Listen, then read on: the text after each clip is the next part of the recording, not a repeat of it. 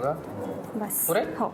आता हे काय आता हे मिक्स करायचं आणि बॅटरची कन्सिस्टन्सी होईल साधारण उत्तपमच्या. तसं तेवढं पाणी घालायचं असेल तर घालून तसं करायचं. ठीक आहे, पाणी लागलं तर मला सांगा. घ्या मिक्स करू. बरं, हे मिक्स करता करता मला सांगा, आता प्रत्येक शिक्षण घेताना आपलं एक ध्येय असतं. तुम्ही कॉलेजला असताना एक वेगळं असेल, MBA करत असताना एक वेगळं असेल. आता तुम्ही अन्न जे आहे त्याच्याशी निगडीत काहीतरी शिकताय. काय टार्गेट समोर ठेवलं, याला किती मोठ्या कॅनव्हासवरती तुम्हाला घेऊन जायचंय? मला ॲक्च्युली काउन्सिलिंग क्षेत्रात जायला आवडेल. म्हणजे जे डाएट काउन्सिलिंग असतं ते करायला आवडेल. तर त्याच्यामुळे त्याच्याशी रिलेटेड काम मला मी प्रिफर करेन. बरं, ठीक आहे. पाणी अजून लागणार आहे? हो हो, पाणी लागेल थोडं. घाला बघा. बरं, आता आपण हे ब्रेडचं उत्तपम करतोय. नॉर्मली आपल्याला इडली, उत्तपम, डोसा करताना ते बॅटर काही काळ भिजवून ठेवायला लागतं. बरोबर. तसं आता हे जे आपण मिक्सचर तयार केलंय ह्याला काही वेळ भिजवत ठेवायची गरज आहे? नाही, याला ठेवायची काही गरज नाहीये. कारण हे काय ब्रेड हा फर्मेंटेडच असतो.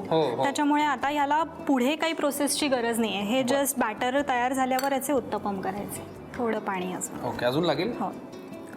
मी मिक्स करतो तोपर्यंत तुम्ही गॅस लावून घ्या. ओके. आता हे वर घालायचं आहे आपल्याला टॉपिंग्सचे. अच्छा. आता तो चमचा लागेल मला. हे झालंय बॅटर तुम्हाला हवं तसं? हो. ओके, इकडे आपण पॅन पण तापत ठेवलाय. हां, आता हे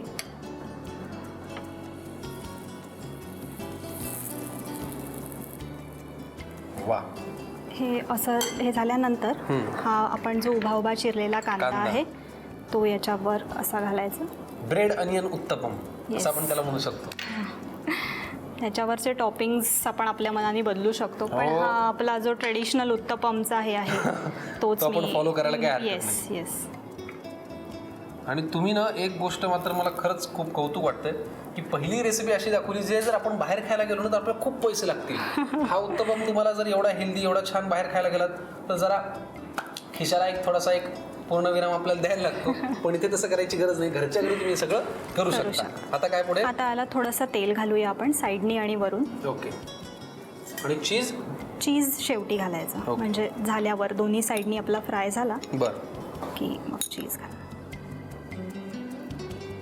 थोडंसं तेल पुरतं. बरं, फक्त ते चिकटू नये इतपतच. हां, आणि थोडा क्रिस्पी एक त्याला हे यावं म्हणून दोन्ही साईडनी आपल्याला हे क्रिस्प करून घ्यायचं आहे. बरं. याच्यात ब्रेड असल्यामुळे आणि ती ऑलरेडी फर्मेंटेड असल्यामुळे खूप स्पॉन्जी होतो. आणि जर का तुम्ही सांगितलं नाही तर कोणाला कळणारही नाही की हा ब्रेडचा उत्तपम आहे म्हणून. त्याला असं टर्न करायचं. क्या बात आहे, खरपूस झालेला आहे मस्त. छान भाजून घ्यायचं दोन्ही यांनी. आणि मग गार्निश करताना वरून चीज घालायचं. म्हणजे आपला उत्तपम आता तयार झालेला आहे. आणि हे कशासोबत आपण खाऊ शकतो? हे आपण चटणी, आपली हिरवी चटणी जी असते ओल्या खोबऱ्याची हां, त्याच्यासोबत कुठल्याही चटणीसोबत तुम्ही हे खाऊ शकता. हेल्दी आहे, घरच्या घरी आहे आणि शिवाय वेळ वाचवणारा असा हा उत्तप आहे. बरोबर? क्या बात आहे. आम्ही हे छान दोन्ही बाजूनी भाजून घेतो. त्याच्यावरती असं खूप सारं चीज पसरवतो. पटकन तुम्ही लिहून घ्या ब्रेड उत्तपमसाठी लागणारं हे साहित्य. आणि हे ॲक्च्युली पूर्ण लांबपर्यंत झालं पाहिजे. बरं. जेणेकरून आपण त्याची जसं समोसा करताना आपण त्याचे काप करून घेतो. एक सुरी घेऊन. हो, घ्या ना. ह्या मैद्याच्या पट्ट्या बाहेर विकत सुद्धा मिळतात. हो, बरोबर. पण तुम्हाला जर घरच्या घरी करायचं असेल तर तुम्ही अशा पद्धतीने करूच शकता. नव्हे करा. म्हणजे काय, तुम्हाला केलं की आपल्याला कळतं ना की बाहेर नेमकं कसं केलं जात असेल. आपल्याला अंदाज येतो, आपण करून पाहू शकतो. ओके. आता 4 झालेले आहेत. म्हणजे याच्यामध्ये आपण 2 करू शकतो. बरं, ठीक. आता मी मैद्याची पेस्ट सुद्धा करून ठेवलेली आहे. काहीच नाही, मैदा आणि त्यात पाणी टाकायचं थोडंसं. ही मैद्याची पेस्ट जी तुम्ही तयार करून ठेवली. बरं.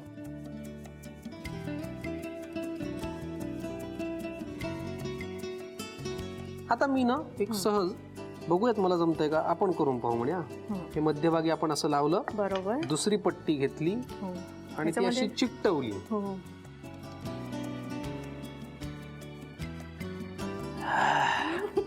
लोक म्हणत असतील मी एक चांगला अँकर आहे, पण असं नाहीये. मी फार उत्तम खवय्ये आहे, मला सगळं करता येतं. आता हे बाकीचं तुम्ही करा, तुम्ही पाहतच राहताय नुसतं. आता हे पनीर पार्सल तयार झालेले आहेत, पण आपल्याला काही 2 पुरणार नाही आहेत. तर आपण हे 2 डीप फ्राय करूयात आणि मग लगेच पुढच्या कृतीकडे आम्ही लागतो. नक्की. घ्या डीप फ्राय करायला. आता हे डीप फ्राय करताना आपला गॅस जो आहे तो मोठ्या आचेवरच करायचा आहे. बर. कारण की मैद्याची पट्टी जाड असते. बरोबर बरोबर. बरोबर. हे पनीर पार्सल आता आम्ही डीप फ्राय करून घेतो, पण ते 2च आहेत आणि 2 काही मला पुरणार नाही. म्हणजे मला एकट्यालाच 3-4 लागतात. तुम्हालाही लागतील कारण तुम्हाला आवडलं असेलच. पटकन घेऊन घ्यायसाठी लागणारं साहित्य आणि कृती. पनीर पार्सलसाठी लागणारं साहित्य: मळलेलं मैद्याचं पीठ, चीज, बारीक चिरलेली रंगीत सिमला मिरची, किसलेलं paneer, mix herbs, chilli flakes, मैद्याची पेस्ट, कोथिंबीर, काळी मिरी पूड आणि मीठ. कृती: एका फ्राय पॅन मध्ये तेल गरम करून त्यामध्ये बारीक चिरलेली रंगीत सिमला मिरची परतून घ्यावी. परतलेली रंगीत सिमला मिरची एका बाउलमध्ये काढून घ्यावी. नंतर त्यामध्ये पनीर, चीज, मिक्स हर्ब्स, कोथिंबीर, काळी मिरी पूड, रेड चिली फ्लेक्स आणि मीठ घालून मिश्रण एकत्र करून त्याचे छोटे गोळे तयार करून घ्यावेत. मैद्याच्या मळलेल्या पिठाची पोळी लाटून सुरीने पोळीच्या उभ्या पट्ट्या कापाव्यात. नंतर एका पट्टीवर दुसरी पट्टी चिकटवून पट्टीच्या मध्यभागी पनीरचा गोळा ठेवून कडा बंद करून पनीर पार्सल बनवून घ्यावेत. पनीर पार्सल गरम तेलात तळून घ्यावेत आणि सर्व्ह करावेत.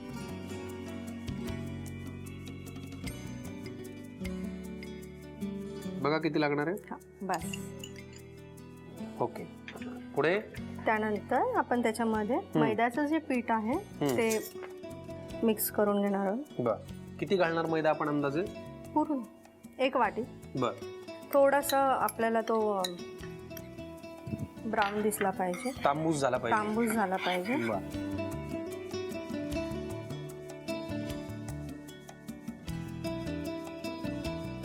आता हे तांबूस झालेलं आहे. हो. काय पुढे करायचंय? पुढे आपण यात खवा टाकणार आहोत. तोही पूर्ण घेतला तरी चालणार आहे. तो पूर्णच घेऊया आपण. ते काय बर्फी म्हणल्यानंतर जरा होऊ द्या त्याला खूप गोड. मला आवडतं. हा त्याच्यात मिक्स करायचा. पूर्णपणे मिक्स करायचं त्याला. आता काय पुढे आपल्याला लागणार आहे?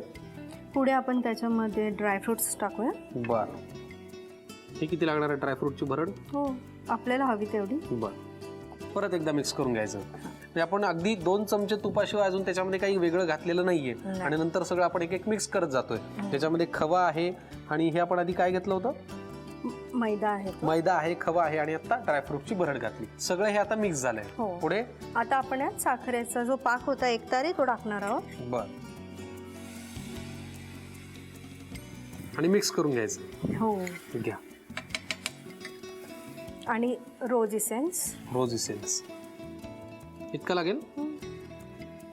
आता पूर्ण याला हे जेव्हा एकजीव होईल त्यावेळेस आपण ना याला फॉईल मध्ये काढून घेणार आहोत. बर. ठीक आहे. मी तोपर्यंत त्याची तयारी करतो. हो. त्याच्यावरती आपण हे काढून घ्यायचं सगळं मिश्रण. बर. आणि मग वड्या पाडायच्या का? हो. बर. ठीक आहे. आता हे मिश्रण काढून घेऊया. हो. द्या.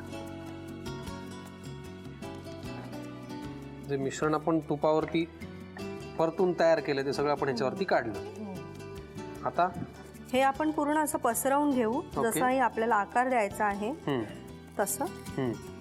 आता हे असं छान पैकी पसरवून घेतलं की मग हे थोडंसं सेट झालं की आपण याच्या वड्या पाडून घेऊया.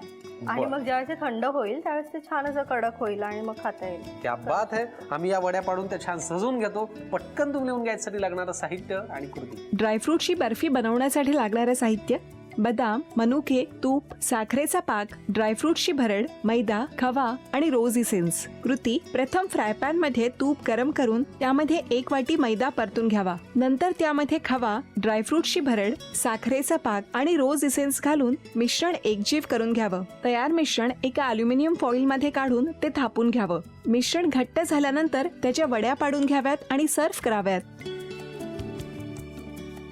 आपण दुधी भोपळ्यापासून एक मस्त रेसिपी करणार आहोत. आपण दुधी चना सांबरिया.